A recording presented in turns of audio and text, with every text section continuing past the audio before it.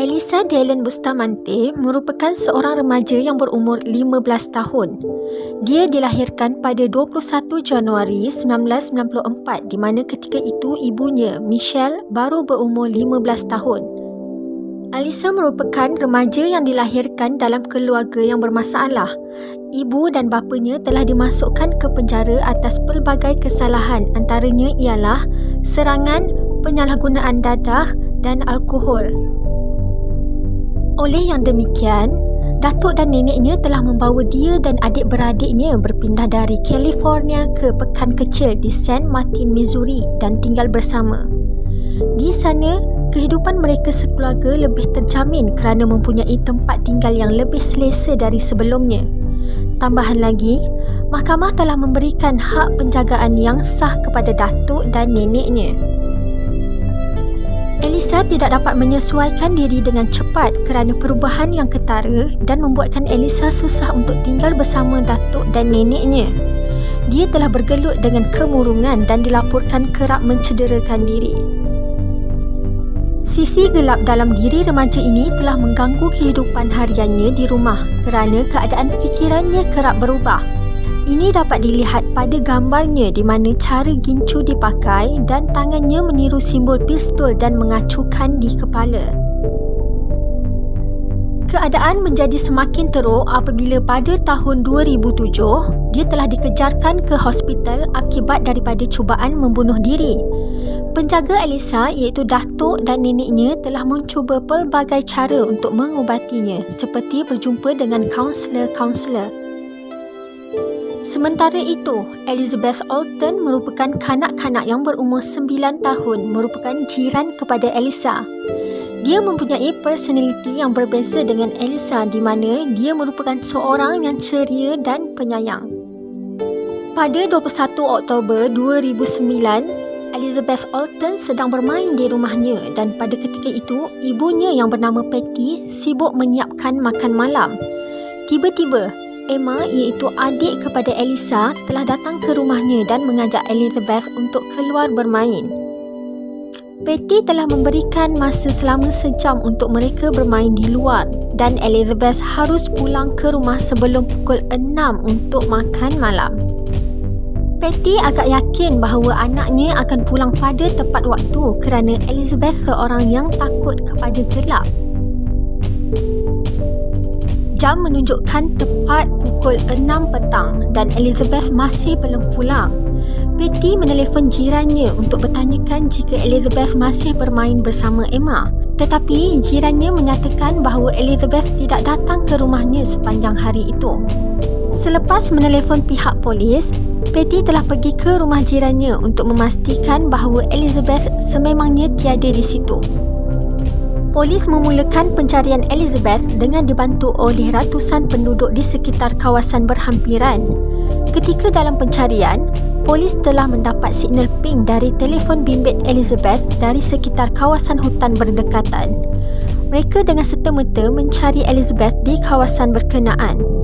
Ketika dalam misi pencarian, beberapa sukarelawan telah menjumpai sesuatu yang pelik di hutan iaitu lubang kubur yang kosong. Tetapi Elizabeth masih tidak ditemukan. FBI telah dikerahkan untuk menyertai dalam misi pencarian ini. Mereka telah menyoal Emma beberapa soalan. Emma menyatakan bahawa selepas beberapa minit mereka bermain, Elizabeth telah pulang ke rumahnya. Tetapi Emma ada menyatakan bahawa ketika dia sedang bermain dengan Elizabeth, dia telah terjatuh di dalam semak dan menangis. Pada ketika itu, Elisa telah datang untuk menolongnya. Oleh sebab itu, penyiasat telah menyoal Elisa dan dia menyatakan bahawa dia tidak tahu di mana Elizabeth berada. Polis telah melihat Elisa berada di dalam keadaan yang tenang ketika disiasat yang menyebabkan polis tidak mengesyakinya. Walau bagaimanapun, keadaan ini telah berubah. Penyiasat telah dibawa ke lubang kubur yang dijumpai oleh sukarelawan sebelumnya. Elisa telah memberitahu sesuatu yang pelik kepada penyiasat bahawa dia yang menggali lubang berkenaan. Dia suka menggali lubang dan menanam binatang yang telah mati di dalam hutan. Kenyataan yang dibuat oleh Elisa ini telah membuatkan penyiasat telah menggeledah biliknya untuk mencari petunjuk. Apa yang telah ditemui oleh penyiasat itu sangat mengejutkan.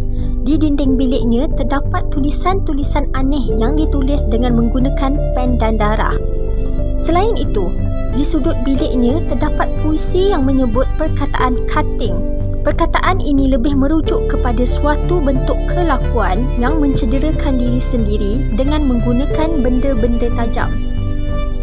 Selain itu, terdapat lukisan yang menyerupai bentuk orang dan di sebelah lukisan berkenaan ada perkataan Emma. Polis meneruskan pencarian bukti di dalam bilik Elisa dan kemudiannya mereka menjumpai diari Elisa. Pada awalnya, diari itu tidak ada bahan bukti yang menyentuh mengenai kematian Elizabeth. Tetapi, Elisa ada menulis mengenai membakar rumah dan membunuh penghuni rumah. Polis mengesyaki bahawa ia merujuk kepada rumah datuk dan neneknya. Penyiasat telah membuka halaman diari berkenaan yang bertarikh 21 Oktober 2009 iaitu pada hari kehilangan Elizabeth. Tulisan pada halaman tersebut telah dipadam dengan menggunakan pen yang berdakwat biru. Hanya ayat yang terakhir tidak dipadam oleh Elisa iaitu, "Aku mahu ke gereja sekarang. Hahaha." Penyiasat telah berusaha merungkai perkataan-perkataan yang telah dipadam oleh Elisa dan mereka berjaya merungkai perkataan slit dan throat yang berbau maksud torehan dan tekak. Elisa telah dibawa ke balai polis untuk disoal siasat dan ditemani oleh neneknya. Pada awalnya, dia tidak mengaku bahawa dia yang membunuh Elizabeth. Setelah itu, Elisa mengaku bahawa dia telah pergi ke hutan bersama Elizabeth tetapi dia tidak membunuhnya. Dia menyatakan bahawa Elizabeth tercedera dan menyebabkan dia mati. Polis telah memberitahu Elisa bahawa mereka akan mendapat bukti setelah bedah siasat dijalankan. Setelah itu, Elisa telah mengaku bahawa dia yang telah membunuh Elizabeth. Elisa menyatakan bahawa dia yang meminta Emma untuk mengajak Elizabeth untuk bermain. Setelah itu, dia menyuruh Emma pulang ke rumah dan membawa Elizabeth masuk ke hutan. Elisa memberitahu Elizabeth bahawa dia ingin menunjukkan sesuatu kepadanya di dalam hutan. Ketika mereka sampai di sana, Elisa telah mencekik dan menikam dada Elizabeth sebanyak beberapa kali dan kemudiannya mengelar leher mangsa. Setelah itu, dia telah menanam Elizabeth di dalam lubang yang telah dikoreknya 5 hari yang lalu. Mangsa telah ditanam separuh badan di luar dan menampakkan tangannya. Elisa telah membawa penyiasat ke tempat mangsa ditanam. Setelah bedah siasat dijalankan, keputusan yang diterima sama seperti kenyataan yang dibuat oleh Elisa. Penyiasat telah berjaya merungkai kesemua perkataan yang telah dipadam di dalam diarinya. "Aku baru sahaja membunuh seseorang. Aku mencekik dan menoreh lehernya dan sekarang dia telah mati. Aku tidak tahu apa yang aku rasa saat ini. Ia sangat menakjubkan. Aku agak gemuruh dan gementar sekarang. Baiklah, aku mahu ke gereja sekarang. Hahaha." Siasatan terus dijalankan. Penyiasat telah diberitahu bahawa Elisa ada menyatakan kepada rakannya bahawa dia tertanya-tanya bagaimana perasaan jika membunuh orang. Di channel YouTube-nya, Elisa menyenaraikan hobinya termasuk membunuh orang. Dikatakan bahawa pada awalnya dia tidak berniat untuk membunuh Elizabeth tetapi ingin membunuh kedua adik lelaki kembarnya. Ini dapat dibuktikan dengan 2 lubang yang telah dikoreknya sebelum ini. Selain itu, di dalam video yang telah dimuat naik di YouTube, dia telah menyuruh adik lelaki kembarnya untuk menyentuh kabel pagar elektrik. 30 Januari 2012, Mahkamah telah menjatuhkan hukuman penjara seumur hidup dengan kemungkinan pembebasan bersyarat ke atas Elisa Bustamante.